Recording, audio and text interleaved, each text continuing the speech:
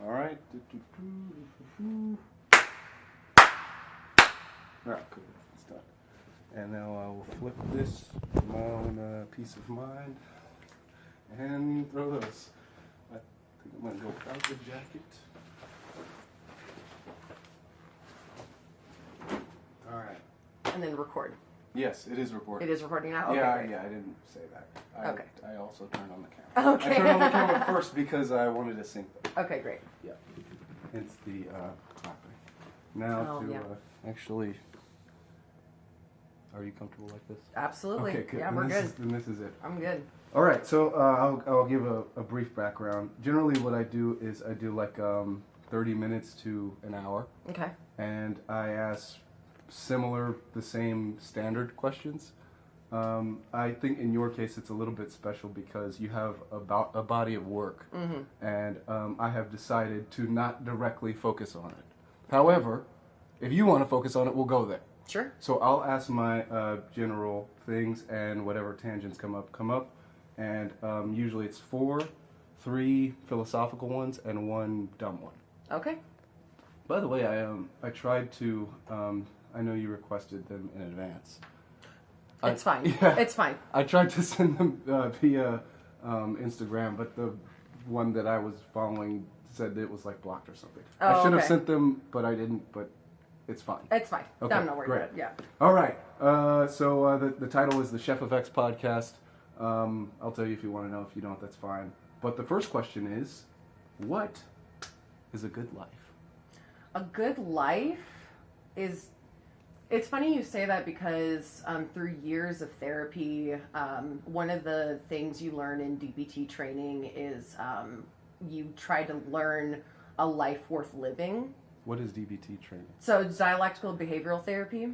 Yeah, it's good for, it's really good for anybody. It's good for emotional regulation, distress tolerance, interpersonal relationships and everything like that. So, but one of the things that they teach us is to envision a life worth living. And I feel like a life worth living is something that you can do something consistently and you're not searching for happiness anymore.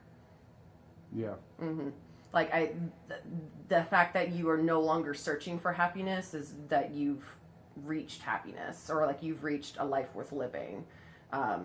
You're doing something consistently and you can go back to it. And whatever that thing is, that's worth living. Yeah. Mm-hmm. And that's a good life. Yeah.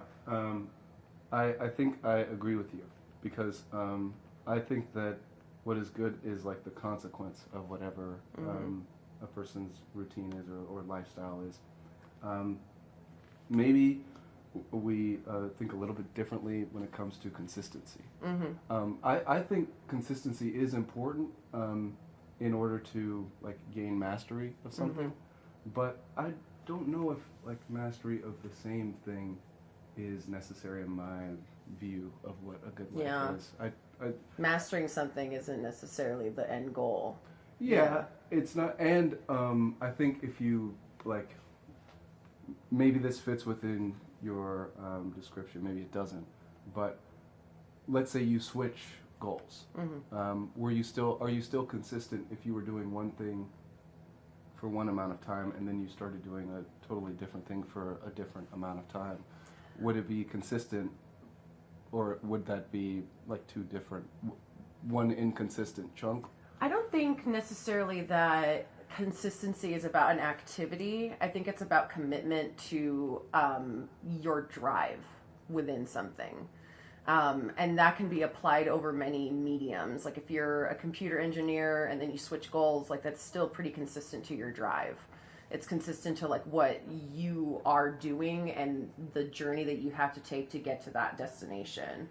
And that like mastering something or being perfect at something isn't necessarily like the joy, like they're taking the joy out of it when you're focusing on that kind of thing. And like nothing wrong with wanting to be a master at something, but it's a little bit better when you enjoy the process of things. And when you enjoy the process and endure, when you can endure anything, that's also a good life. Yeah, now that you say this, I wish I didn't mention mastery. What I should have said was like progress. Progress, yeah, Yeah, absolutely. I should have said it because you can progress even if you never reach mastery. Yeah, absolutely. You can get better and better and better, but there really is no cap. Yep, I agree with that. I agree with that. Now, I do want to explain the chef thing because I think, yeah. So, I was influenced by a hip hop artist. You may have heard of him, Lil B, the bass god. I think so. Yeah. Cooking, dance, whatever. When I was in high school, and I was like, I graduated in 2012. So It's the same year I graduated.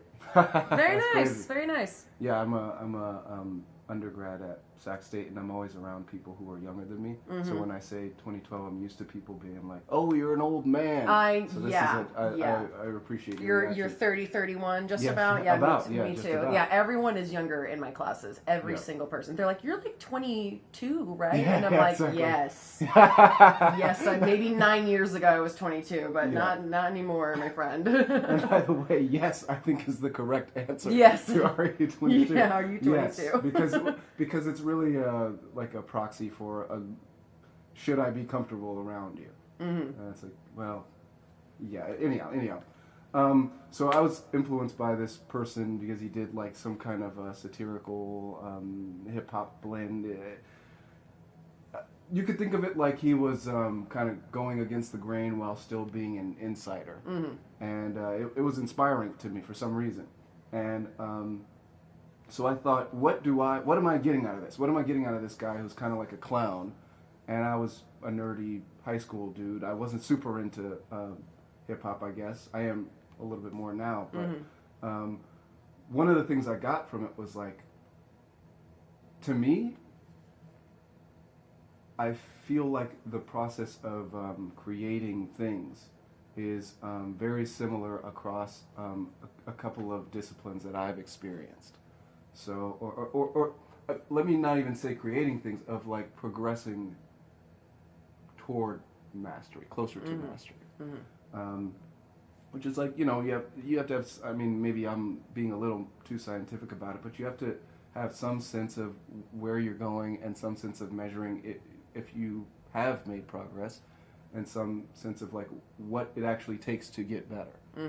And I kind of labeled myself as a chef, which means to me a general purpose kind of creator, someone who is capable of progressing in any discipline that they attempt. I don't know if this is true, by the way, Right. but I'm saying to me what it means is similar to what you were saying. Yeah. That if you see it in one thing, you kind of see it in all things.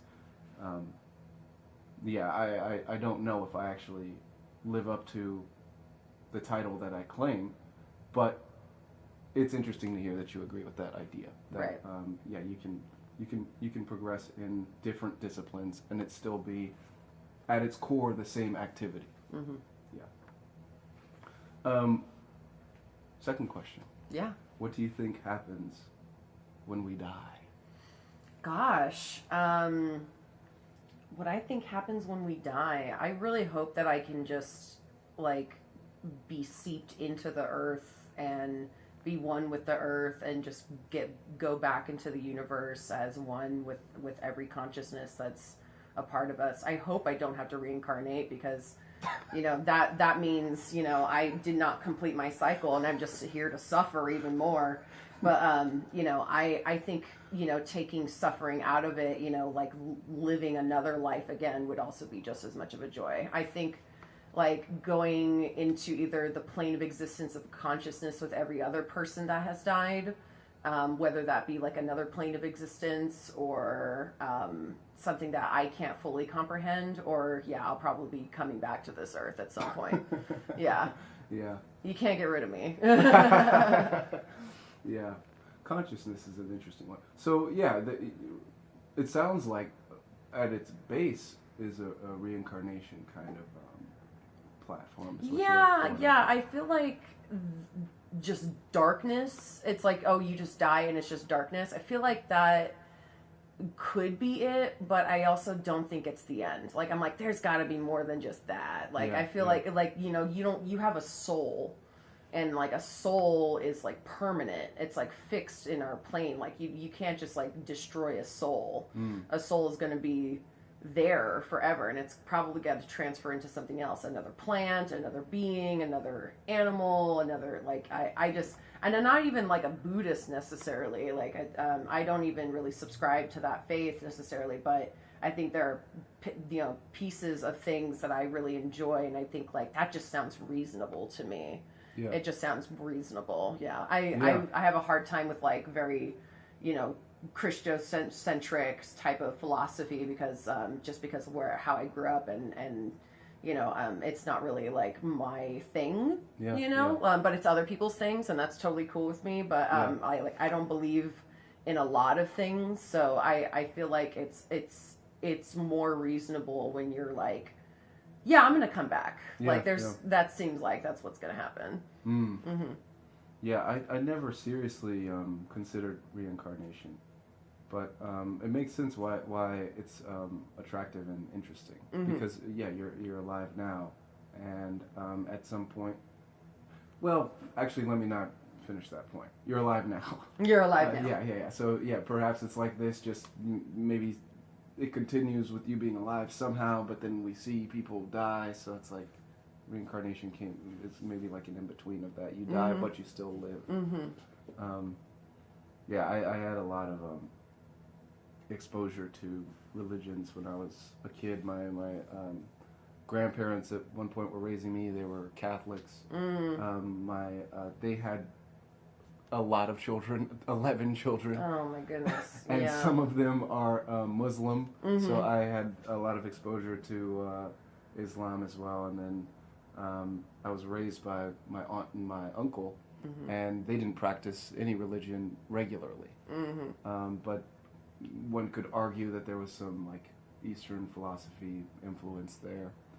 My aunt is half Chinese, so when I was in when I was in church, I was really bothered by a lot of religious ideas. I mean, I remember a big one was that I was in Sunday school or something, and they said, name something that's like spectacular that happened this week.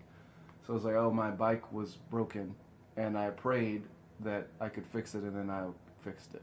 And they were like, why is that spectacular? That's pretty spectacular to me. And I was like, well, because it actually worked. It never works. Yeah. And they were upset by that answer. But maybe around the 10th grade, I was like a committed atheist in the 10th grade because I was like, well, I took world history, or AP world history or something, and a part of it is learning about different religions. And it just...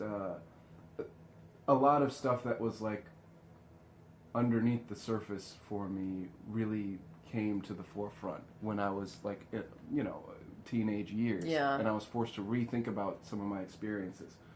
And just a burning one was that a burning argument for me was like, let's assume that at least one of the traditions of faith, let's say reincarnation, let's assume at least one of them is definitely true. That still leaves the rest of the people who are following the others in a bad position. Yeah. And they're totally convinced that they're in a good position. And that is a much better situation than we're in now. We don't actually know if any of them are the case, and it seems like the information is not really attainable to me. But some people agree, some people disagree. But that's part of the reason why I ask people the question. I'm interested to see like where other people are with it, but also I'm willing to share where I am with it, and take whatever from that. Yeah, I feel like I've been an atheist for as long as I can remember. But I also think like there's got to be more than just like darkness. How do you feel about sleep? I love sleep. Love sleep. It's like microdosing death a little bit. Like you're in like a dream state. You can astral project. You can control your dreams. You can, just let them go and just be free with it. And like sometimes like medications heavily, changed your dreams and stuff like that. Like I love sleep. I love sleep so much. Yeah. Yeah. Well, what about sleeping without dreaming? Because You that know, really, I think, is the microdose. it's of death. really microdosing death when it's like that. Like on this plane of existence where like everything is black, and it's actually very, very peaceful. Right. You know, and then you wake up and it's very sudden. Yeah. You know, like sometimes, like I think if I were to die, it would probably be like that. Like I would sleep without a dream. Yeah. I would just be asleep without a dream. Mm-hmm. Well, to me, it's notable that it's not a bad experience to sleep without dreaming. Mm-hmm. Whereas I think when people imagine a lack of consciousness, they imagine it as a bad experience. Yeah. But I think everything being black is a conscious experience. But I don't think that's the same as like a lack of consciousness. I think the lack of it is neutral. Mm-hmm. But maybe I'm in pain when I'm sleeping and not dreaming, and I just don't remember it. So yeah, I don't. It's hard to say. Thank God you don't remember it if you're in pain. Yeah. Yeah. Also, there was. It's interesting to think about. Well, maybe you disagree with this, but the idea that before you were born or before you were conceived, it also may have been like a lack of consciousness. Mm-hmm. Now, maybe it could have been that you were in another. You were reincarnated before you were conceived and you don't remember it. But it could be another thing to think about. It's like, well, let's say you do die after, 100 years or so, and you never return. That was also the case for every moment. Okay, maybe you disagree with this, but that may have been the case for every moment before you're first conscious. Mm-hmm. So in that sense, it could be returning to the norm, and this is what's outside of the norm. So maybe this is the scariest position, because when you're conscious, it is possible to experience, great tragedy, great pain, Mm-hmm. but that might not even be on the books if you're not conscious. So it could be better. Right. Not to say that dying itself is necessarily a good experience, but to be dead is not the same as dying. Mm-hmm. One is active and one is kind of passive. Like it just stays like that. Like you're already dead. Yeah. You don't have to. There's nothing else after that. Yeah, and I think you hit the nail on the head with mentioning consciousness and death, because it's not as if like if I chop off my leg, I'm dead. Mm-hmm. It has to do with the conscious experience specifically, and the body is more than just the conscious experience. But that's the thing that matters. And sleep without dreaming is a great example of that. You're definitely alive, Mm-hmm. but as far as I remember, there is no conscious experience, and maybe that's similar or the same. I don't know. As actually dying, I don't know. Yeah, and I also think about that when it comes to like anesthesia. Yeah. Like putting somebody under general anesthetic. Like, that can be really scary for some people, and that could feel like dying without control, or like because you're experiencing something that's very sudden, and then all of a sudden it's black. Yeah. Like that could feel like dying. That could feel like what it's like to die a little bit. Have you been under anesthesia? I've only ever been under local anesthesia. I've never had like general anesthesia. I've never had like major surgery or anything like that. But yeah, I've always been fascinated by like how that experience is. A lot of people say it's like the best sleep of your life. Yeah. Do people dream? I don't know. Yeah. I don't know. I feel like, because it's medically induced, that sometimes you don't dream. Yeah. And then you just wake up. Yeah. But because it's like, and not because it's medically induced, but because they use like a gas. Yeah. And that could affect the brain. Yeah. In weird ways. Like it could either make the dreams happen or it could make not the dreams happen. That's what I would assume. Yeah. You mentioned that dreams can be different on medications. Mm-hmm. Did you have an experience with this? Oh my God, Prozac dreams. Prozac dreams are like cinematic whole universes.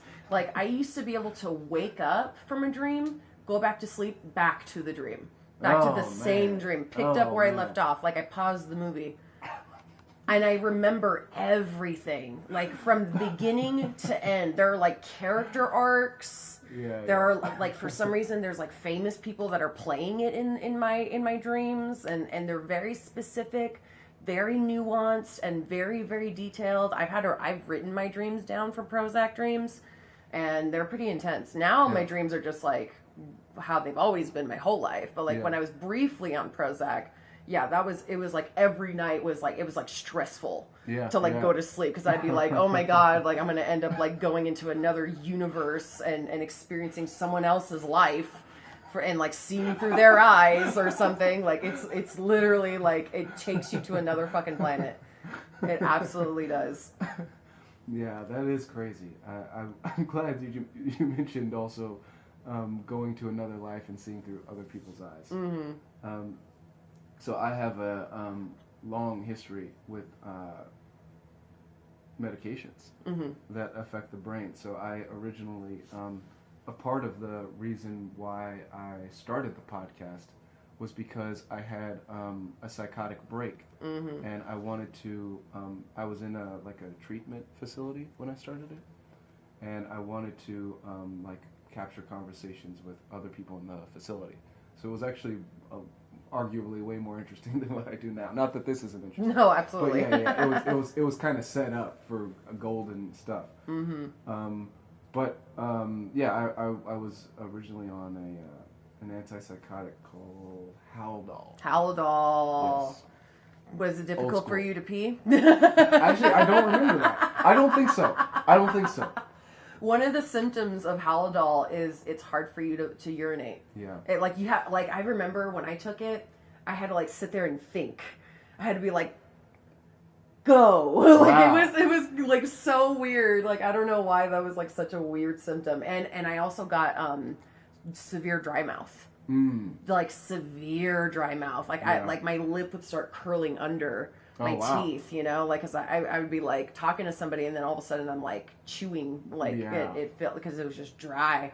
But yeah, no, absolutely. Haldol's crazy. Haldol did nothing but symptoms. It was just nothing but symptoms for me. No, it helped me. I was only on it for 4 months. And then when I got off of it, they were like, you are probably schizophrenic, but there's a way of testing that. So we'll take you off Haldol. And if you are, we'll know within 24 hours. And if you're not, then we'll figure something else. If you freak out. Yeah, we'll figure something else out. Figure something else out. Yeah. So I didn't freak out. So it was, they were like, all right, it's something else. But then I was on lithium for a long time. And then Zyprexa for a relatively short amount of time.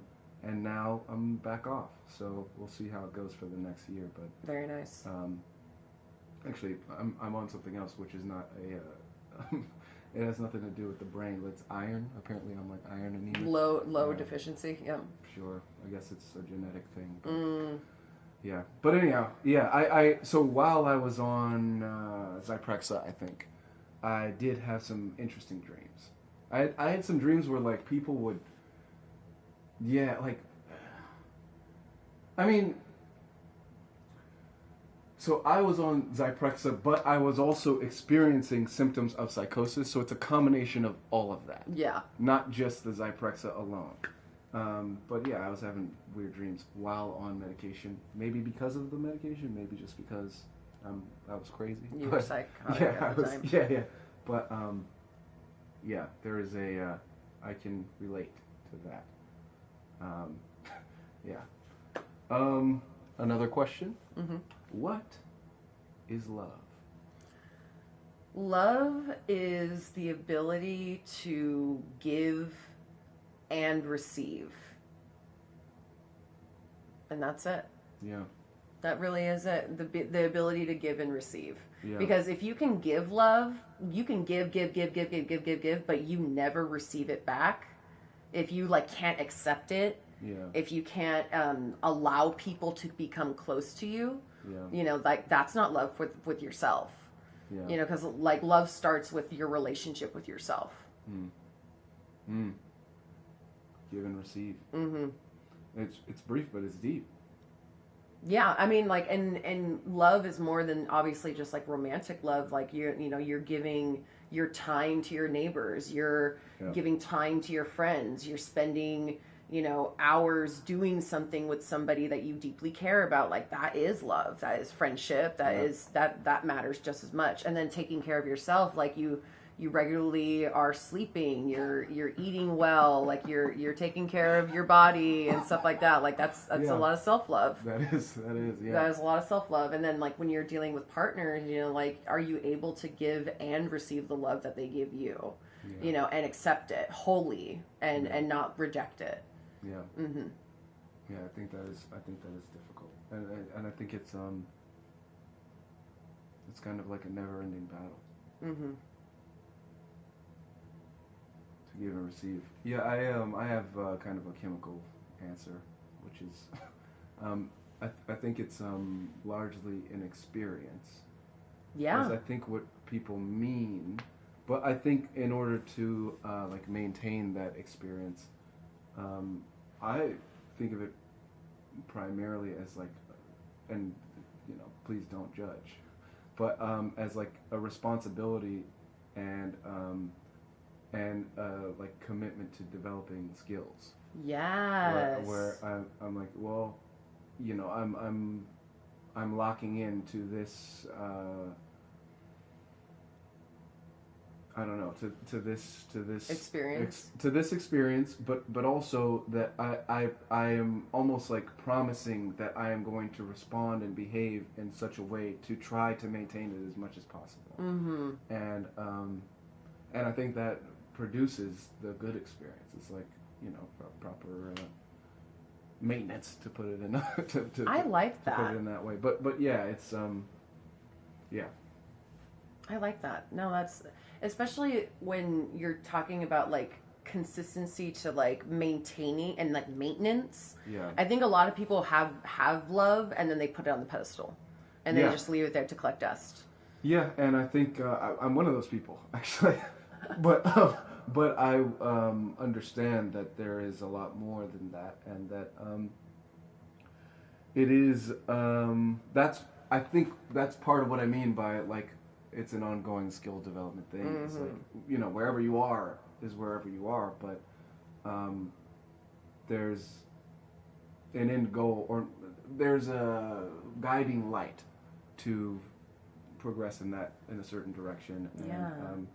it's it's possible to not be where you want to be, but still understand where you want to be. Yeah. Yeah. So. And I left out the chemical part. I think it has a lot to do with the brain. Yeah, I think it has a lot to do with the conscious experience. I think it has a lot to do with, I think I am a little bit of an extremist in this way, but I think in the future it may be normal for people to kind of treat it as a drug. Mm-hmm. And not that people don't already, but yeah, I think if we figure out how to kind of reproduce it in the lab, then maybe at some point it'll be socially acceptable. I'm pretty sure that's Molly. Yeah, exactly. Yeah, exactly. Unfortunately for me, I didn't try Molly before my first psychosis. So yeah, don't do it now. Like, yeah, no, you I don't can't. really Now fuck it's with not it, allowed. Yeah, I mean it's allowed. It's just it's just there's a lot that comes with it. Mm-hmm.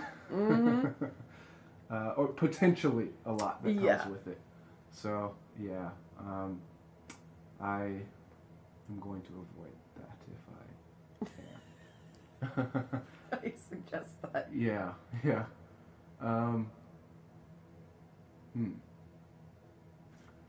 I think it is time for me to. Well, before I do this, are there any questions you have for me?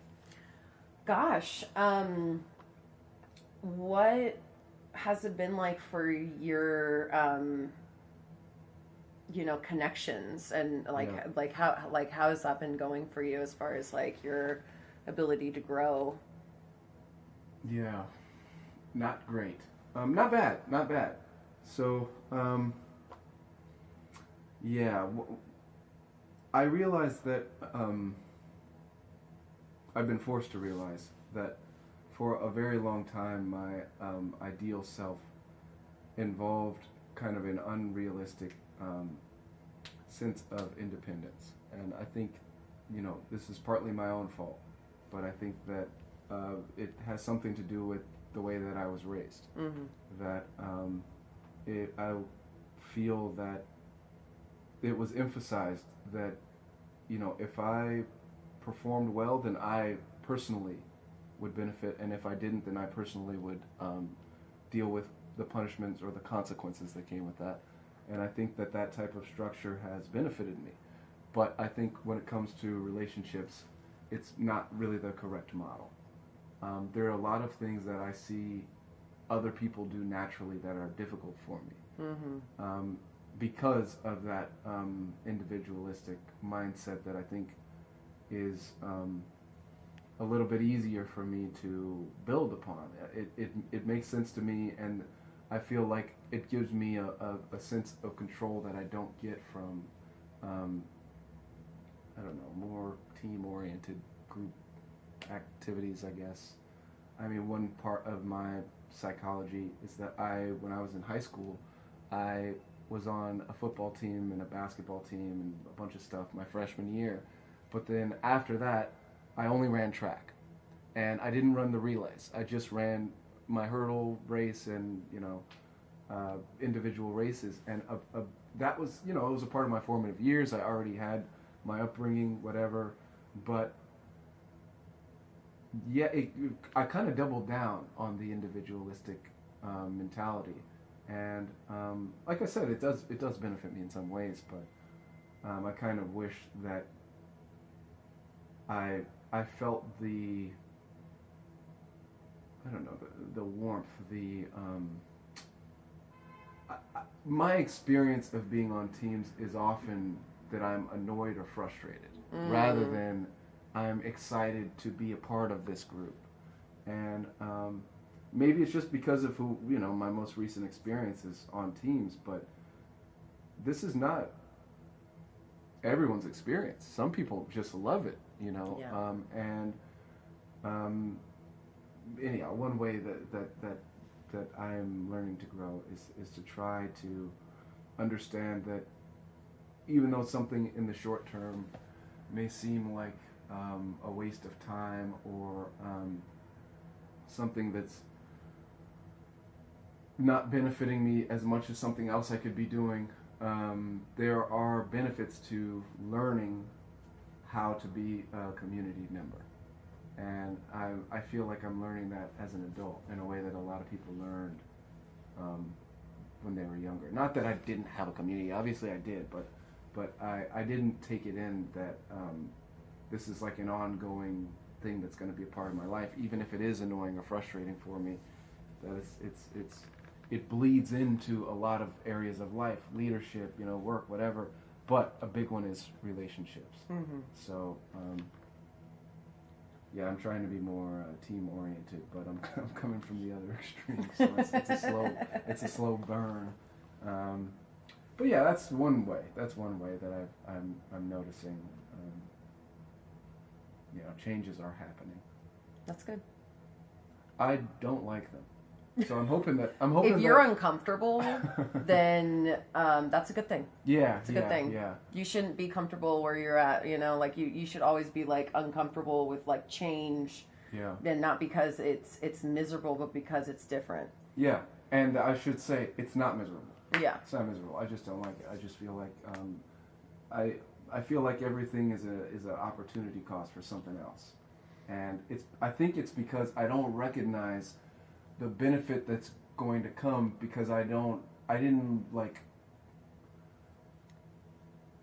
I don't think of my life in terms of those benefits. It's almost like I'm assuming if I'm completely on my own, this is what I'm going to do, but I'm not taking into account like I'm not completely on my own, and a lot of the things that are very difficult alone are easier with the community anyway. So yeah. It's possible to get what I want with these changes, but I don't recognize it that way. Absolutely. So I'm hoping that I will eventually recognize it that way, but it takes time. Yeah.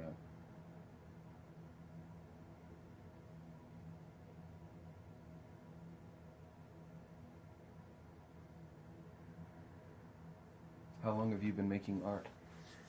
Well, I've been an artist Oh, for as by the long way, as I I can may have remember. asked you this already. I may have asked you when I met you, so I apologize if I don't remember. No, it's fine. I mean, I've been an artist for as long as I can remember. I've been drawing since I was like a little kid, but Yeah. like a drawer, drawings and like painting was like later on, and then I got into printmaking when in my like early adulthood, and I've been mostly doing that. But professionally as an artist, probably the last 6 years, I've been actually like able to sell stuff and like promote it and like have a body of work. Yeah. Yeah, so like being more egregious with my efforts is important, and like having a studio practice and stuff like that.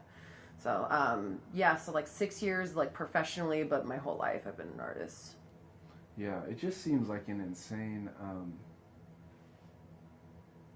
like crossing over of different areas of life to be able to sell art. Mm-hmm. Because art is, in my view, and please correct me if you think I'm misspeaking, but it comes from a place that's not really business oriented. I think when it's when it's raw, I guess. Yeah. Maybe after it gets refined or whatever, then it can be. But business is its own thing. It's no joke. It's you have to meet customers' needs. I mean, to me, I know the only artsy things that I do. One of the ways that I am capable of doing it is if I start off with the attitude of like, hey, this might not meet any customer's need. I know there are pop artists who are capable of doing things that they know an audience will like or want. Mm-hmm. But I'm not at the stage where I can even relate to making something that somebody else likes or wants on purpose. Yeah. Versus just, to me, what I can understand about, art based on my own experience is that I just make whatever makes sense, and then hopefully somebody likes it somewhere, but it's insane to me to sell art. So I admire that. Yeah. Yeah. I guess when it comes to like selling it, it's your presentation is your business. Like it's not about like, like I gotta meet these metrics. I gotta like make this amount of money. I gotta like post on Instagram this amount of times. I gotta like, there is a lot of that in the business area, but like it's about, presentation and like your ability to like tell somebody that like not only did I make this, but I presented it for you. And I like like if you have a vat of Kool-Aid but you can't put it in a glass, what are you gonna do? Like how are you gonna, you have to present it to people, you have to like serve.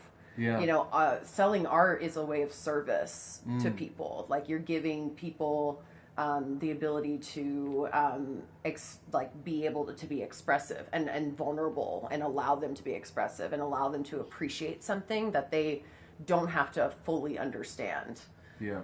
Like everybody wants everything black and white, cut and dry. They don't want confusion. And then art, and then selling it, proving to somebody that your art is worthy of something is hard. It's a feat in and of itself. Yeah. But that's why the presentation is always like, the most important thing. Like I have things in frames, I have things like set up a certain way, that are presentable so that people can take them and put it on their wall and like keep it, cherish it.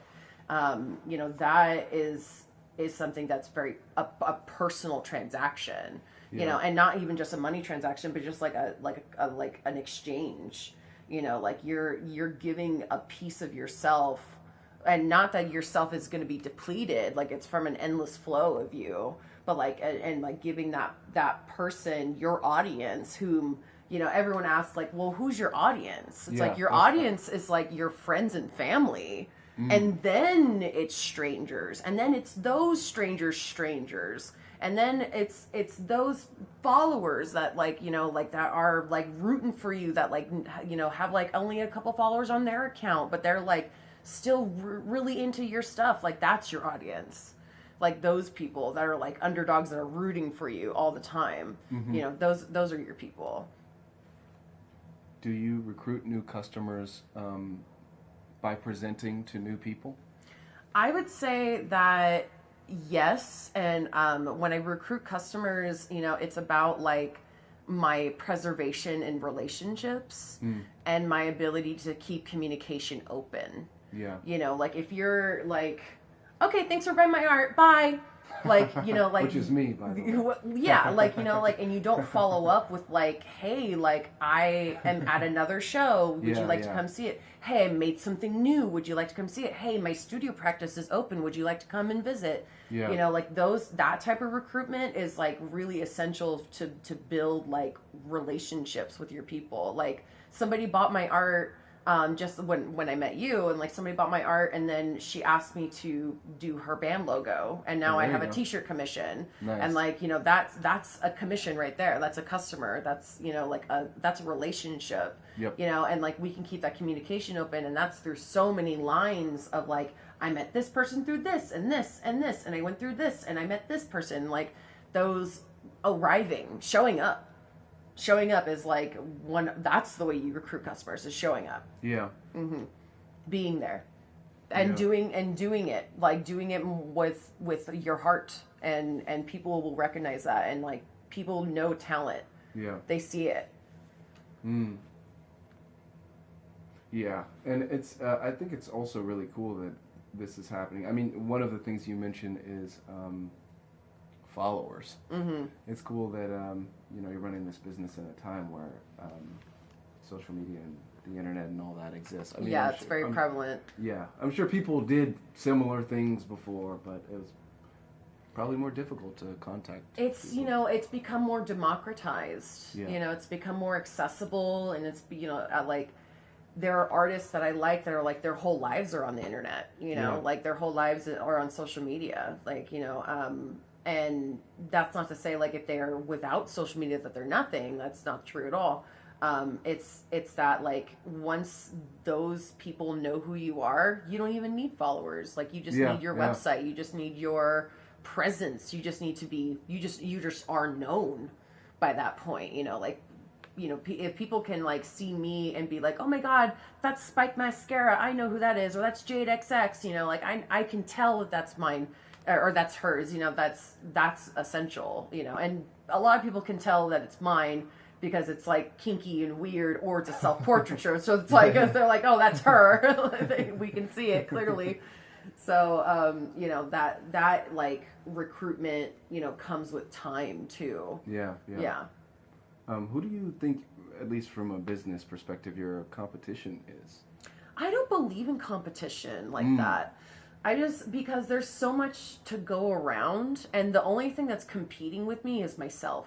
Yeah. I'm just trying to be better. I'm just trying to be as much as I can. I'm just trying to like, you know, because especially like I'm in my own lane, you know, my art is very different compared to the people of Sacramento that, you know, really like, you know, very colorful, very folksy, very dynamic, you know, like I would say that like, you know, erotica subject matter is a little bit lost in Sacramento.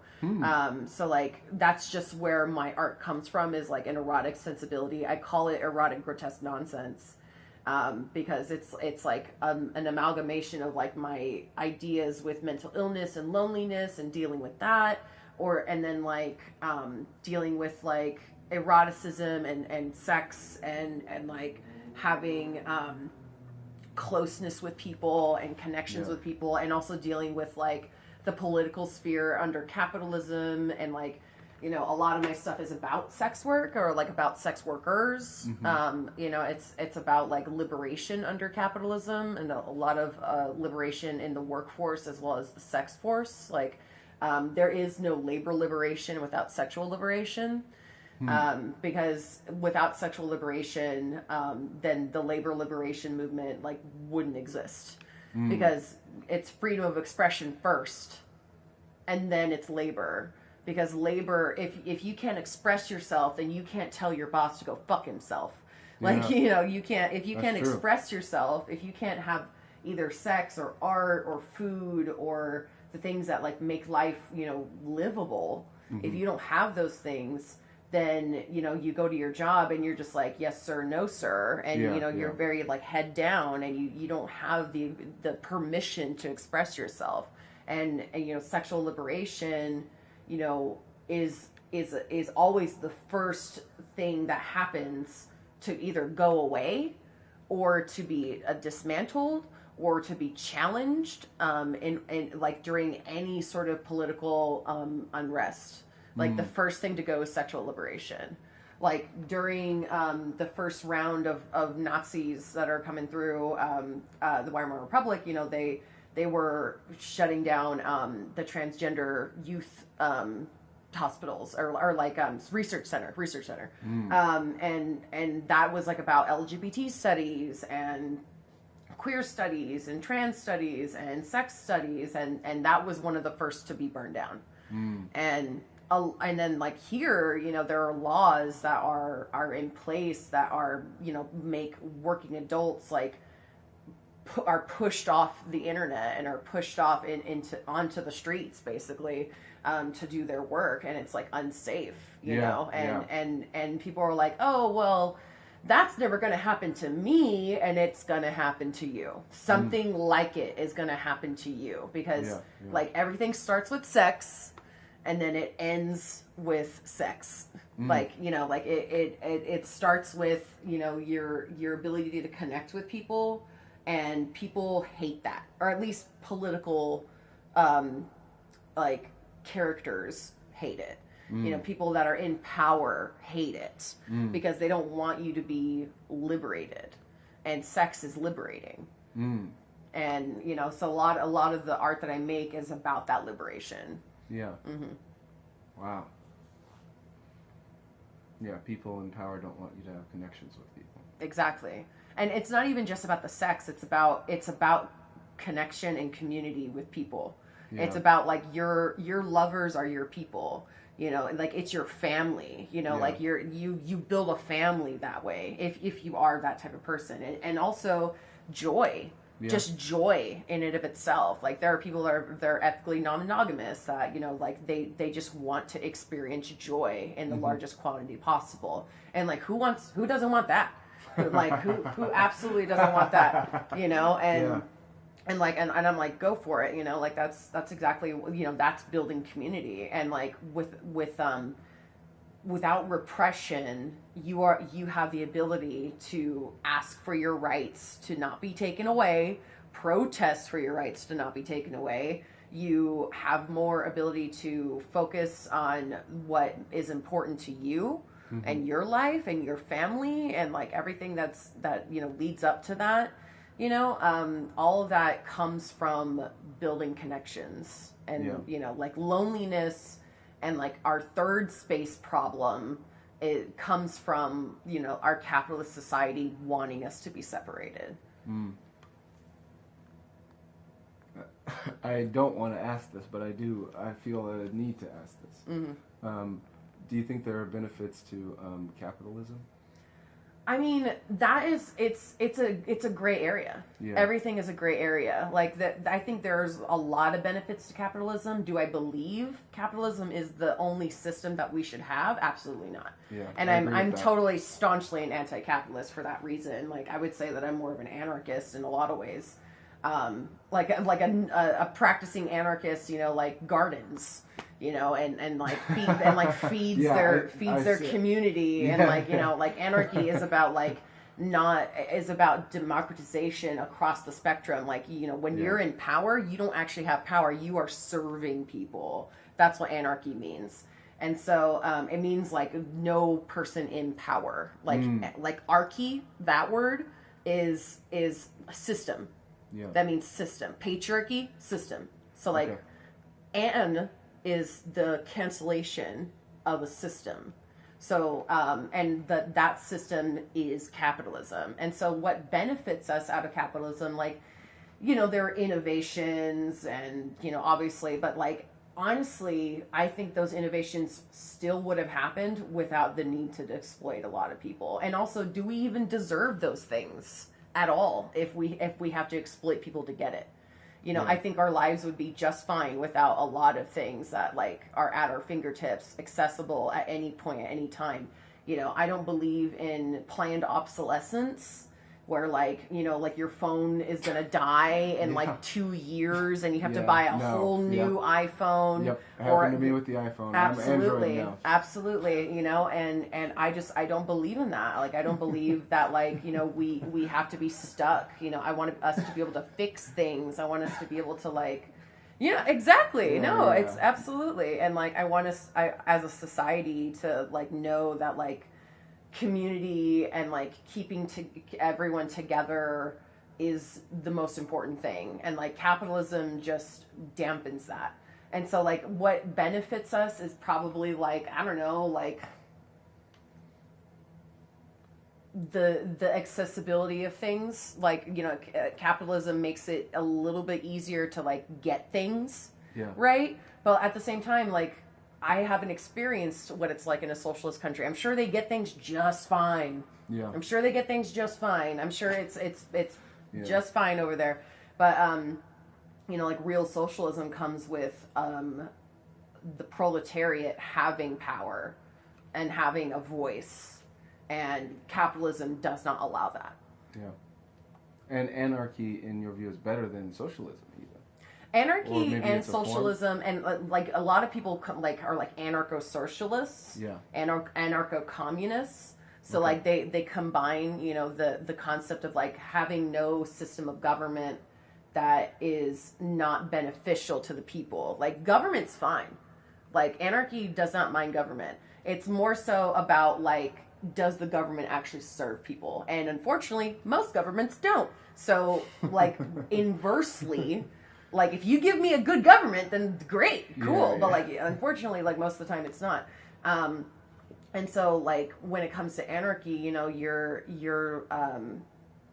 putting people first, and you're putting the proletariat first, and you're, you know, seizing the means of production. You're combining philosophies, you know, to create a better cause. And like socialism and anarchy to me like are both very beneficial for the human psyche and the human experience. Mm-hmm. Yeah. Wow. Yeah,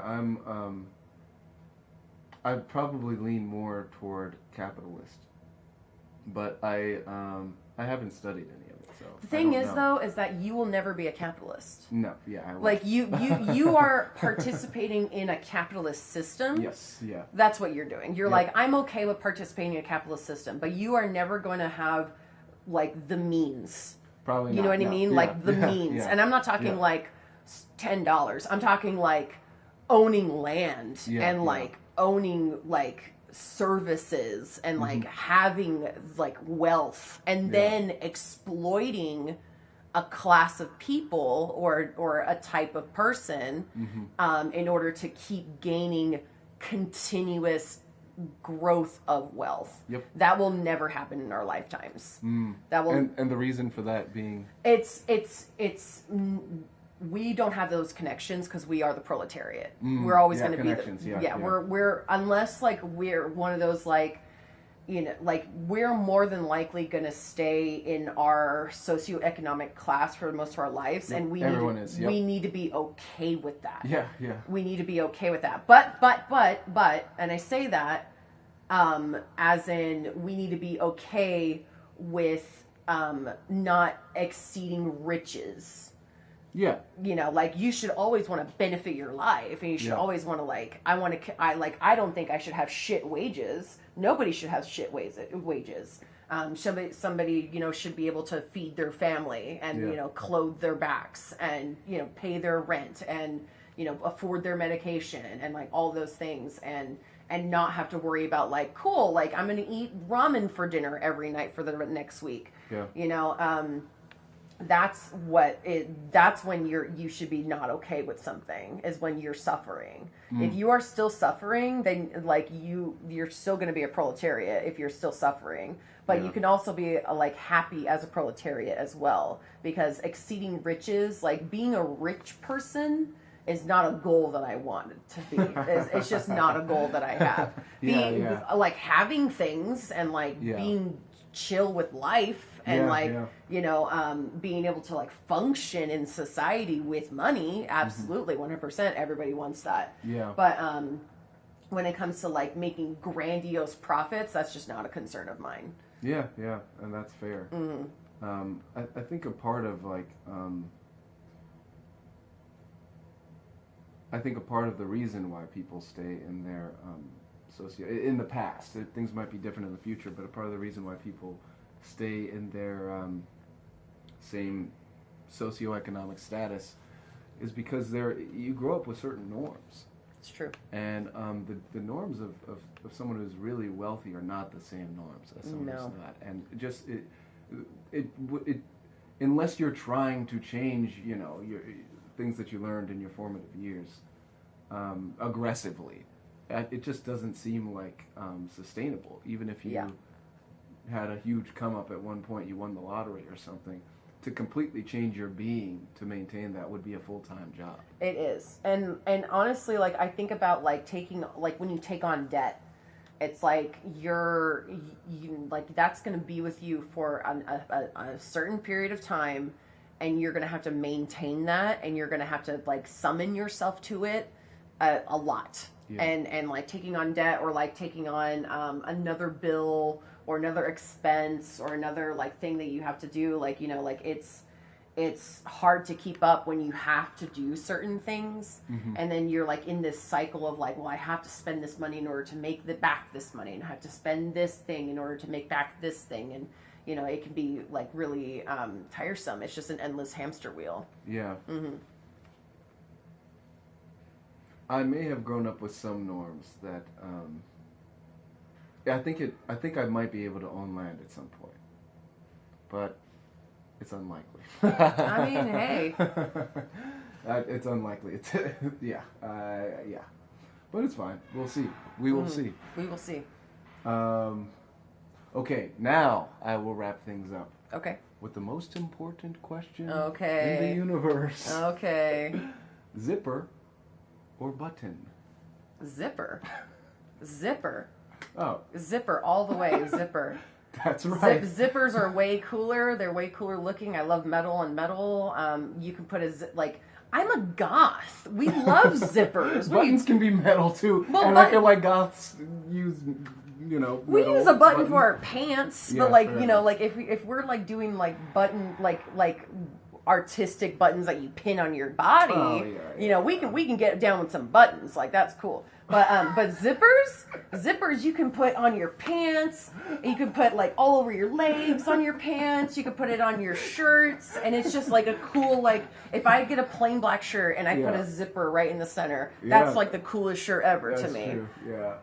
Maybe that was a bad question for you. Zipper or button? Yeah. So the general idea is that there's not nearly enough context for the question, and it's a little bit of a struggle to figure out how to even answer it. But in this case, you have a long history of dealing with clothes. Yeah, fashion. Should have been more abstract. Let's do another one. Okay, a classic one. Points or lines?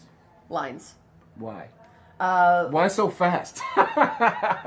Because a line can be anything. A line can turn a dot into an entire rendered piece. The vector, my business, is literally line. Like a vector means like to reach. Yes. And like and when you're doing like online vector like graphics, like they're lines. They're a bunch of lines. Yeah. I mean, it's a V. They're two lines. They're 2 lines, yes. They're 2 lines, yes. So like line is what leads to shape, is what leads to texture, is what leads to color. Line is the basis of all art. Yeah. Line. All right, I'm done. Thank you for your time. Thank you so much. For your time. We'll do a shake since there's a camera. All right. And it did record. That was 1 hour, 59 minutes.